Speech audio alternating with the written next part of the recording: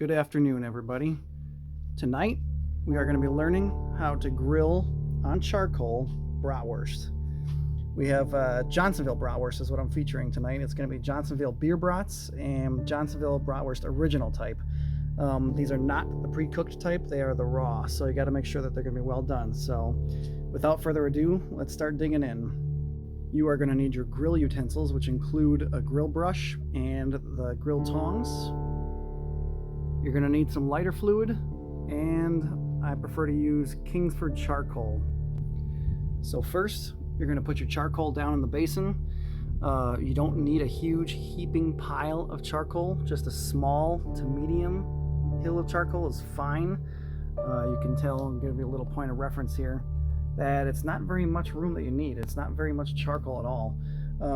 With this pile here, you'll probably get easily about 45 minutes of grilling time, which will be sufficient to cook hot dogs and the brats that we have going. So let's get to it. First, I'm going to take my lighter fluid, and I'm just going to go kind of give a once over to the whole pile of charcoal. Make sure that everything's adequately covered, and we are ready to light this up. So after about 2 minutes of letting it sitting and soaking in, we're going to go ahead and take our lighter, and we're just going to go ahead and apply fire evenly around the pile. And it'll catch very easily.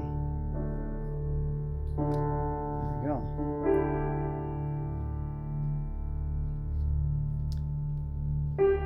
Now we'll just wait for that to burn down, and then once we have the beginnings of embers, we are ready to cook our brats.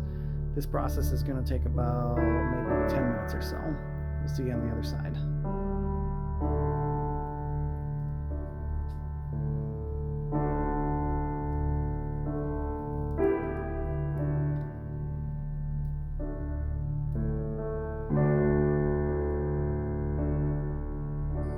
Okay, so at this point, the flames have died down on their own, and what we're left with are new embers. And even though you can't really see that they're red just yet, they're getting there. The fire is definitely burning. Don't let it trick you. You can tell that one telltale sign here is that it's really smoky and it's really, really hot. If you put your hand close, you can kind of give it like a field test. You know, I'm within maybe 4 or 5 inches of it, and it's almost unbearable. So the fire is definitely getting there. Let me blow on it for you, and this is another true test of how you can tell that charcoal is ready.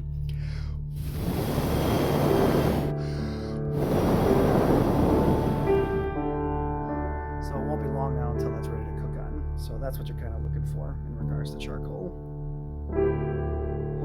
So at this point, you can go ahead and put your grill back on, and then we are going to open up the oxygen ports in the chimney on this thing to let cross flow of air start going through, to keep the fire oxygenated, so that when you close the lid, it's not going to put the fire out. Otherwise, it'll drown itself in its own smoke, and the fire will go out, and your food won't cook. So let's see how to do that. First, you want to find your chimney, whatever type of grill you have. You want to open that puppy up, and let the smoke start pouring out, and then you want to come down to the side of your grill, and you want to find the oxygen port here, and let's put it full open so that air can flow through. And as you can see, the chimney is kind of billowing smoke. This is a good sign. That means your fire is active and it's really going. So it won't be long before we're ready to cook.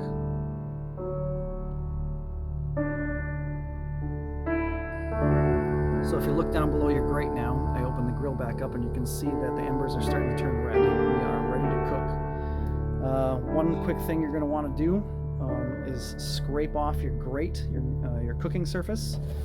Get all the old gunk off. Use your grill brush. One note about the grill brush, you don't want one for more than about 2 or 3 years, because these metal bristles, after a while, they start to fall off. After 3 or 4 years of use at most, you want to replace this brush periodically, because there have been incidences of the metal bristles falling off and getting in the food. So you can imagine what happens with that. There we go. Prepped. All right. right, slow and low, as they like to say. We're just at about 250 degrees, which means we're ready to put the brats on the cooking surface. Let's open it up and see the smoke. We're out of focus. But the billow of smoke came out, and there's plenty of red down there. So let's drop them on and hear how they sizzle. Go ahead.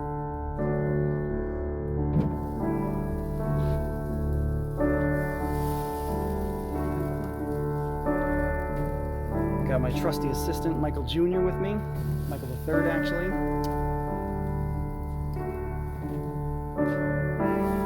Which ones are these? These are the original brats. Excellent. Alright, we'll get the other package going. Those nice bright embers. A little bit of flame going on. Smokiness. You can hear the sizzling. It's gonna be great.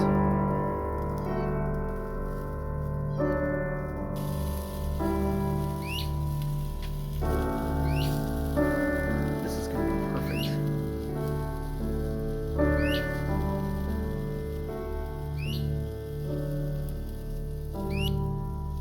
Alright, so they've been on a couple of minutes.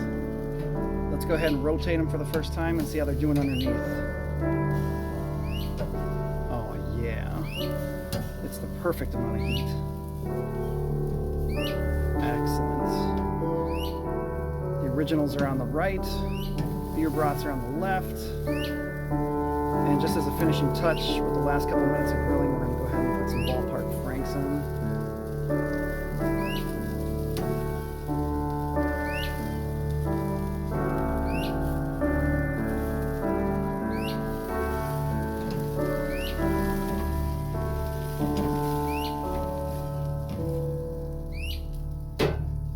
Let's see how our fire is doing underneath. Alright, let's go ahead and cover this up and let it cook for a little while.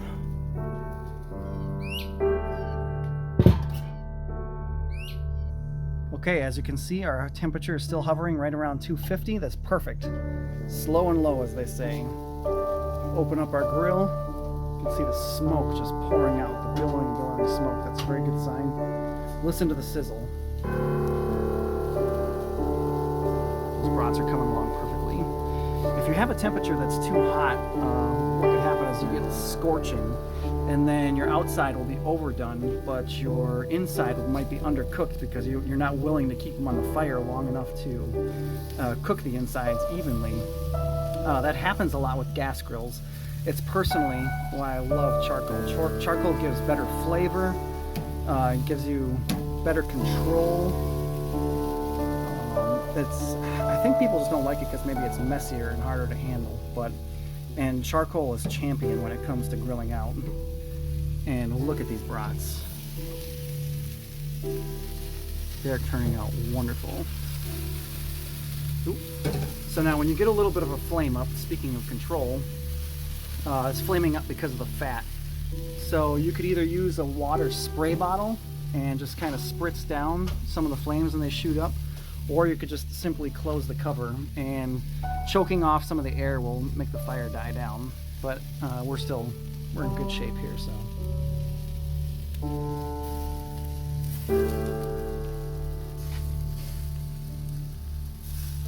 Yes. Now, if you aren't comfortable with the grilling process, be sure to check the meat every couple minutes until you're thoroughly aware of how a fire acts, how you can predict it's going to cook. Years of grilling experience just kind of tell me, hey, I need to open the grill now. But if you're not comfortable with it yet, you're still learning, hopefully watching now. Because of that, all I can say is maybe check the grill somewhere between 2.5 to 5 minutes max. If your fire is hot and you're going at 5-minute intervals, that might actually not be frequent enough to check the meats. So just stay on top of it, watch it closely, study it, learn it, and become a master at it, really.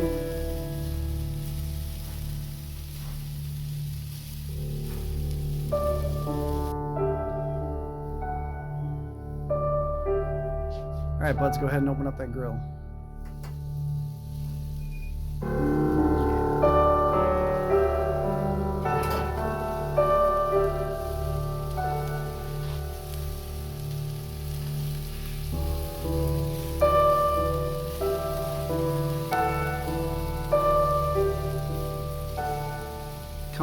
very nicely.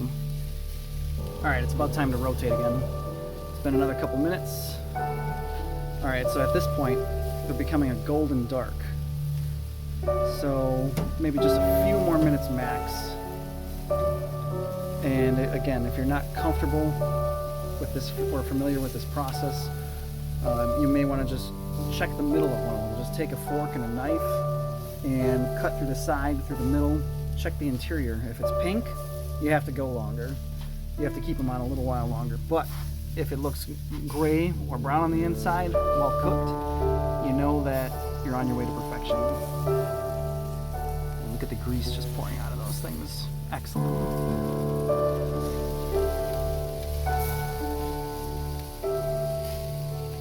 Flame up.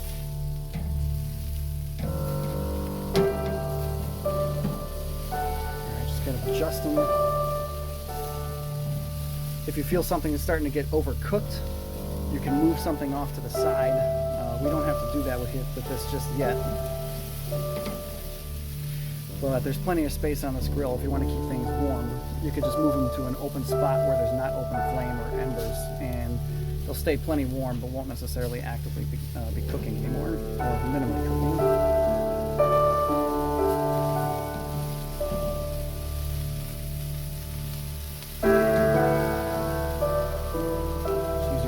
Keep rotating them, checking them out.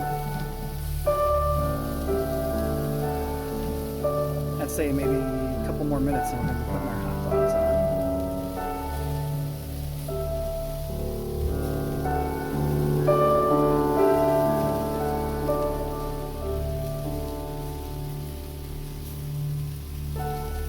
Yeah, the sides of these ones need to get done a little more.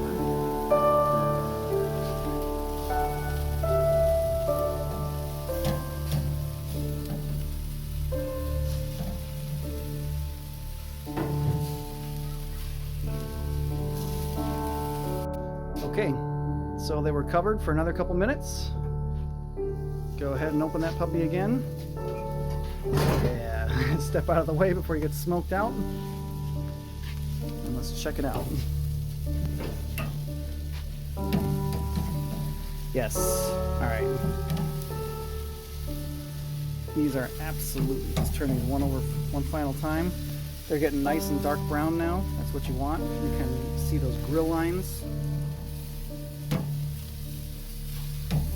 These one more time, and at this point we're going to add our hot dogs.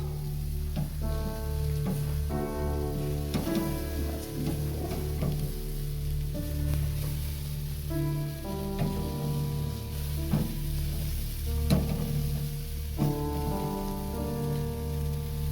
So let's move these guys out of the way. Make room for our hot dogs. Go ahead, bud. Just take the whole case. Drop them on one at a time. Hot dogs only need a few minutes to grill. We're basically just going to change their color, going to give them some grill lines. Some people like to make them darker. I personally like them a little on the lighter side. And you basically just have to roll these guys around for a few minutes in the flame. See, look at, they're already getting the lines on them. It just went on. Alright, let's go ahead and close that grill.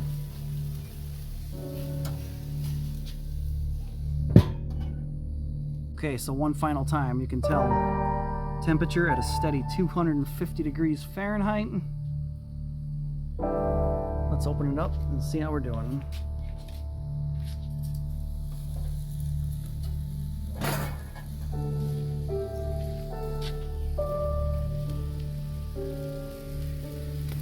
Some of that sizzle.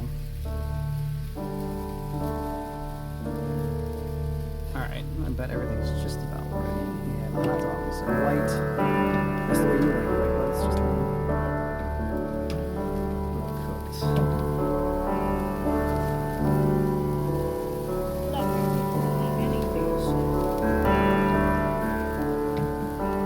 Alright, those hot dogs.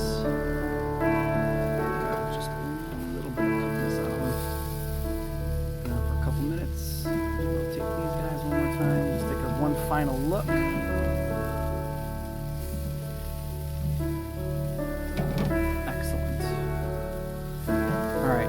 Like I said before, those who weren't certain that their stuff might be thoroughly cooked, you want to open it up with a fork and a knife, just 1 or 2 samples to see how it really looks on the inside. We'll show you how to do that right now. Alright, so my trusty camera assistant is going to hold the camera while I demonstrate to you how to cut one open. So we're going to go straight down the middle. This is going to be our test brat because it is a little bit lighter in color, so we're going to see it's raining down. And as you can see, the interior is fully cooked. There's no pink. It's juicy. And that baby is absolutely ready to eat. Alright, so now that we know our brats are done, we're going to go ahead and roll everything around one more time. Take a good close look. That's what it should look like when it's done. Let's take a look at our hot dogs. Those hot dogs are nice and lightly cooked. Beautiful. And we are ready to serve. Alright, so let's go ahead and start taking everything off. 1 hand for the plate. 1 hand for the tongs. Go ahead and focus on that fire, buddy, on that grill. Watch what I'm doing over there. Yeah. Alright, so that's all our beer brats. I'm sorry, the originals. Beer brats.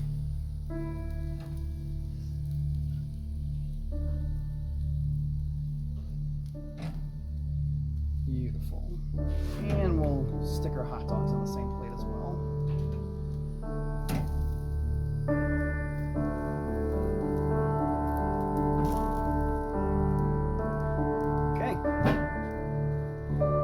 So as you can see, at the end of grilling, the small pile of charcoal, the pile that you were certain was not enough to cook with, is still bright and hot, and we are done with our hot dogs and our brats.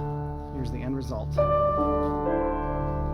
Delicious, juicy. Go ahead and grab your condiments, grab your sides, grab your buns, whatever you're going to serve these with, and bon appetit. Enjoy, everybody.